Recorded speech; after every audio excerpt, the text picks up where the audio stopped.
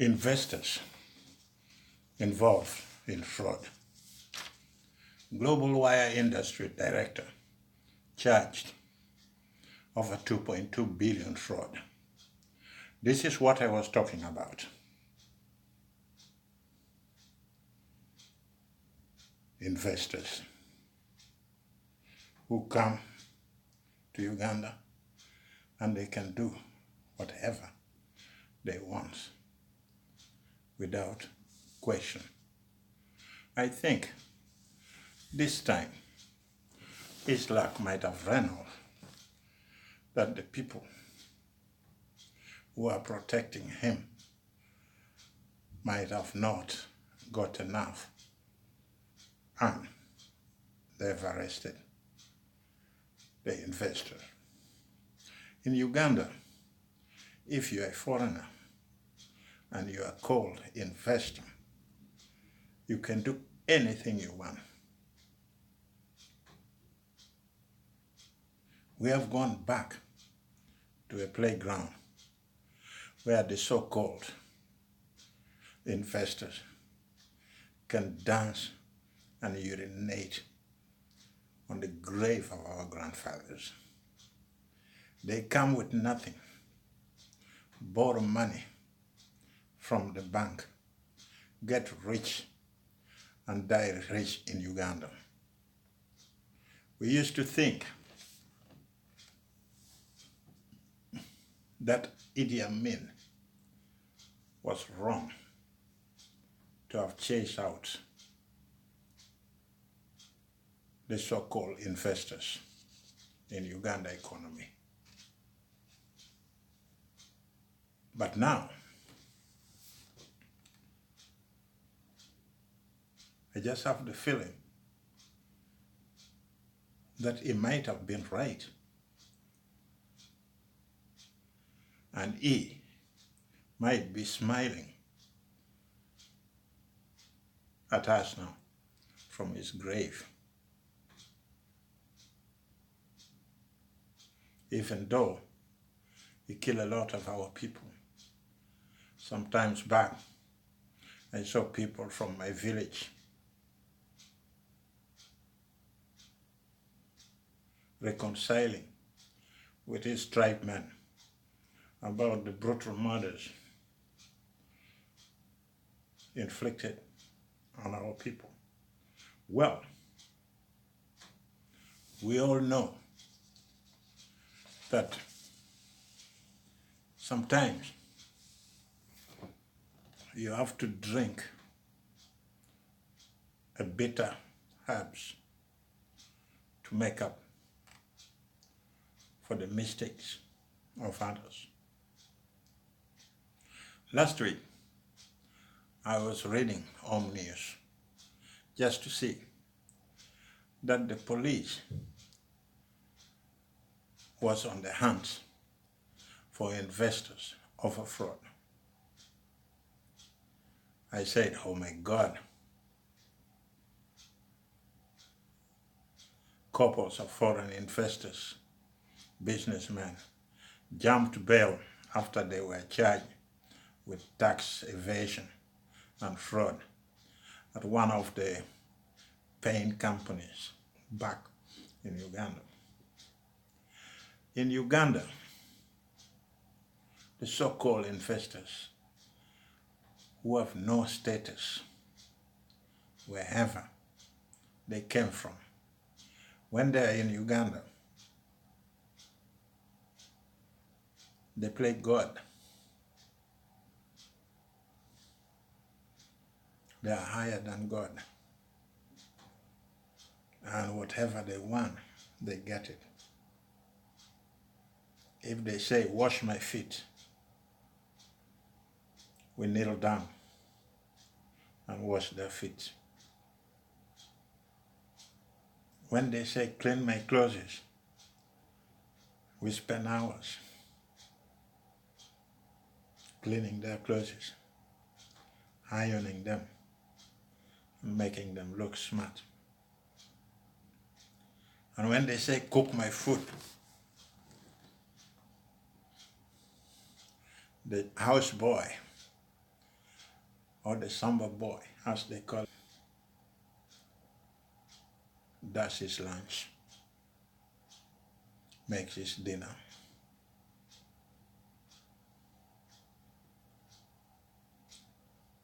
At the end of the day, if you're a woman or a young girl, sometimes they even sleep with you. If you don't, you lose your job because he is the boss. He has the money and he can do whatever he wants with that money.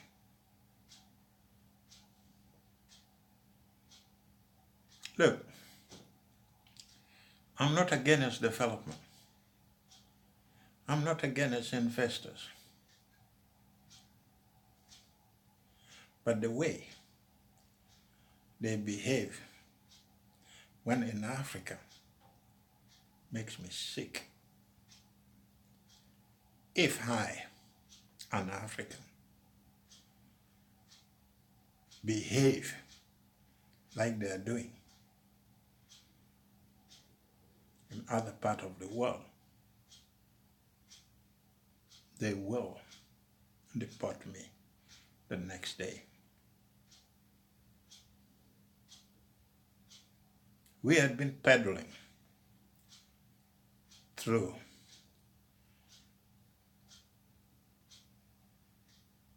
with allegation of embezzlement, tax dodging, fraud by the so-called investors who come to our country with nothing, borrow money from our banks, taxpayers' money,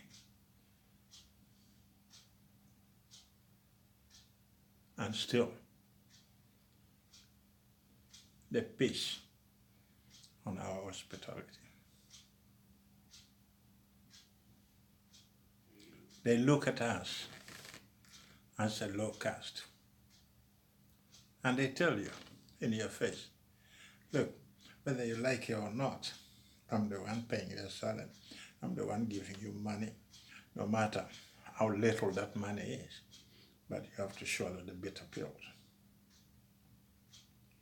We cannot allow the so-called investors to abuse our hospitality simply because we are dying for development. It is time for the bad apple within the so-called investors to pack and leave. Not long ago, the Speaker of Parliament and her committee were preparing to travel to Canada to investigate allegation that some of the Asians who are coming back, the so-called, the properties of the expelled Indians by Idi Amin, were repossessed.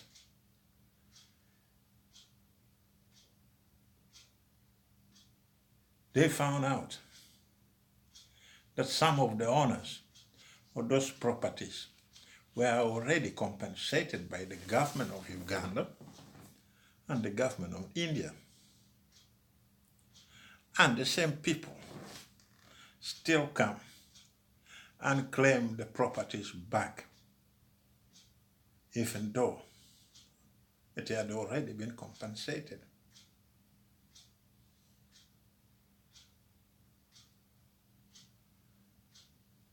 And we still allow them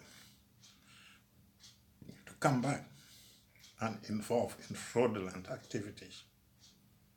Those who involve themselves in fraud, committing a crime in Uganda, should be deported from Uganda and never to set foot again on Uganda soil. Period. It is time. We cannot allow this sort of abuse to continue. That you are already compensated for the same properties, and you come and you use your power, you use your money, you corrupt other people who has nothing. What they want is only money. And they said, yes, I am a foreigner and I have the power of money. Money cannot buy our land. Money cannot buy Uganda. That's what you have to put in your mind. Let me be clear. I'm not interested in those lawyers coming with excuses to defend someone who is involved in frauding the people of Uganda. You can be based at home as a lawyer. You can be based abroad. But don't try to mess up with our rights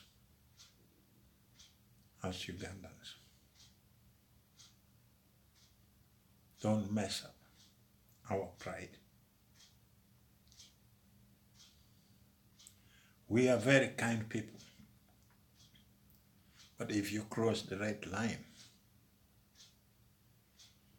then you can see how a chameleon can change its color. Don't even try.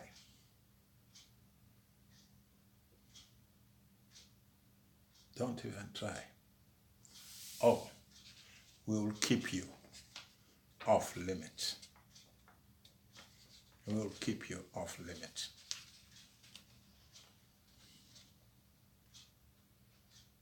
Now, I do understand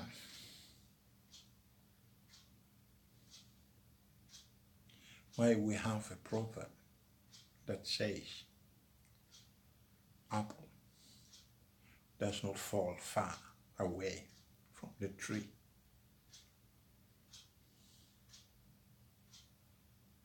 When I mean turn on the poor Asians, we all thought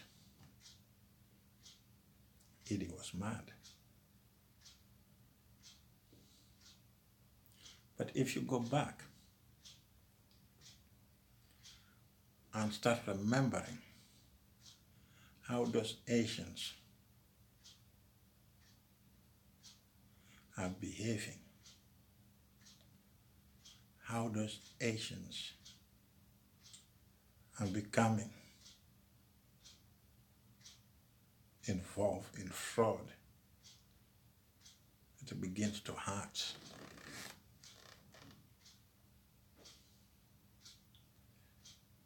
If you look at these people who just one has servants, but not equal partners, not equal to them.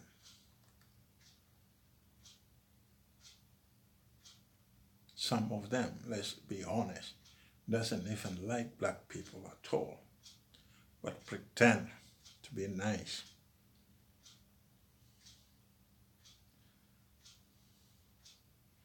Let me tell you a story. Don't even try. If you fall in love with an Indian girl and the friends or the family learned about it, the next day the girl get a one-way ticket to India.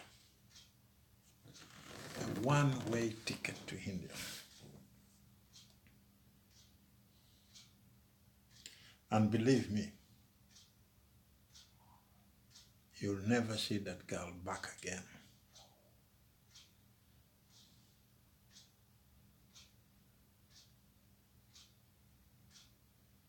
These are the type of people who keeps telling us we are equal. These are the type of people who want to become a tribe in Uganda. I don't believe it. You cannot become a tribe when you don't want another tribe to marry your tribe.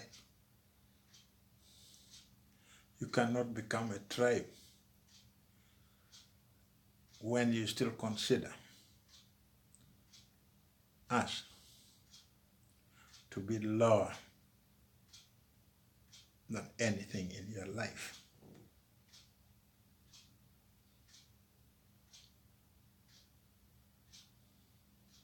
We had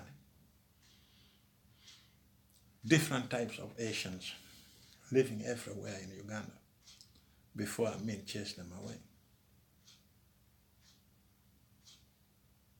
We have a lot in my hometown, in 𝙁𝙊𝙇. But this type of Asians who were in those places, like the 𝙁𝙊𝙇, they were very different. They had love for the people. They mixed with the people. And their daughters and sons were free to marry whoever they want to. They helped our people a lot. Some of them lived and died and buried at home, and we respect them for that, because they were mixing with local people freely.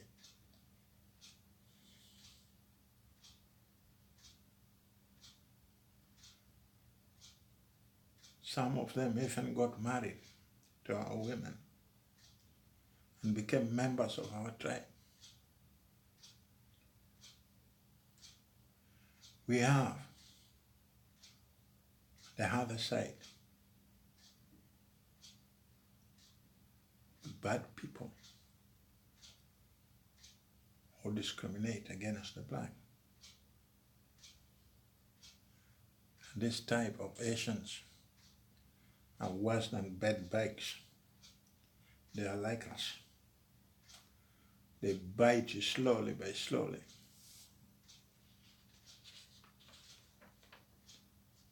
When they realize that you're about to wake up with the pain, then they stopped and wait until you go back to sleep again. And they will eat the hell out of your feet or your hand or your body. Sometimes we have this type who come in form of an investor.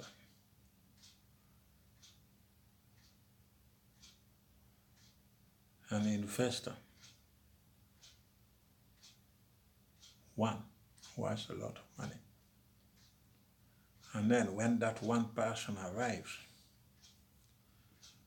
he will bring 20 of his friends, his acquaintance, those who don't even have money.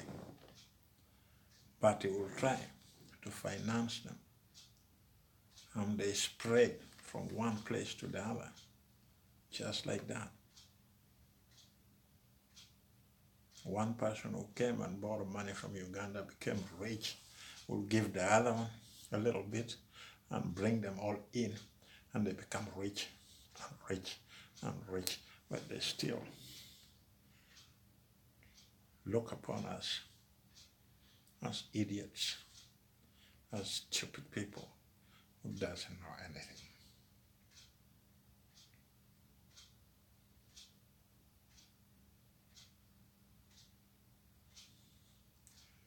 If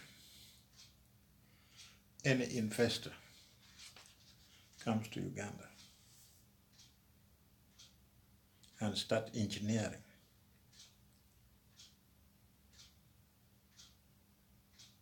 a path to commit crime by frauding the people of Uganda, frauding our tax money, while at the same time they are trying to play a goodsman game by borrowing money from our own bank and creating a big company that does not exist. He or she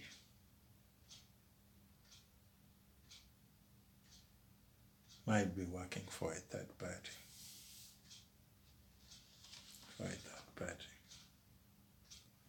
Those with money who are financing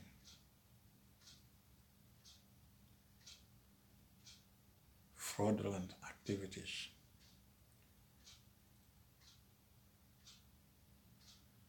in Uganda, those type of foreigners, you should not allow them in. Those type of foreign investors, you should not allow them in. We don't need them. We don't need them.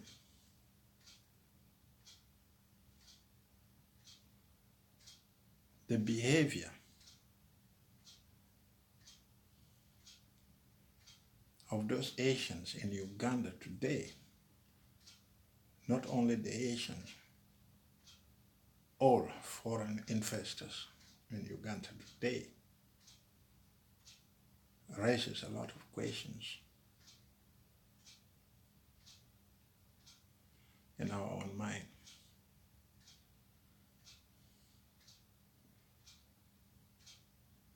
I heard some people saying that they wish that another Min comes back and chase them all out of Uganda for the second time. They have learned nothing from what happened. They came back with one message, and that message is very simple. Now that we have a chance to come back, we are going to drain the swamp. We are going to steal whatever we want to steal. Make sure that every investment, every money we make out of Uganda, we send it out, so that when someone else comes and kicks us out for the second time, we have already had the money. So we are not going to be taken by surprise as it happens during Amin's time. They come back well equipped, well prepared, and they are ready to do whatever they can to make sure that whatever they have, they get it out of the country. That is why you have so many of those banks owned by the Asians themselves. Which one came from Kenya? 76% of all the banks in Uganda. And they know how to use the money, when to use the money, and how to get it out of the country. You see, if I said I'm not against investors, I'm not against foreign investors, let's be honest with one another. When you come to a country, respect the rules and regulations and the law of the country. When you start abusing the law of the country, then you have no place in that country. You see, there will come a time when Ugandans will rise up and say, enough is enough. We cannot allow investors to come and molest us in our own country. We cannot allow investors to come and borrow money from our own banks. When you are coming as an investor, come with your billions and invest in Uganda. That is acceptable. But you don't come as a poor man and then you become rich by borrowing our money because you think we are stupid. We are not. It is time something has to be done about this nonsense. Thank you for listening. Let's kick everybody who commit crime, whether you are an Asian, whether you are a foreign investor. When you commit a crime in Uganda, you have to be deported. Thank you for listening.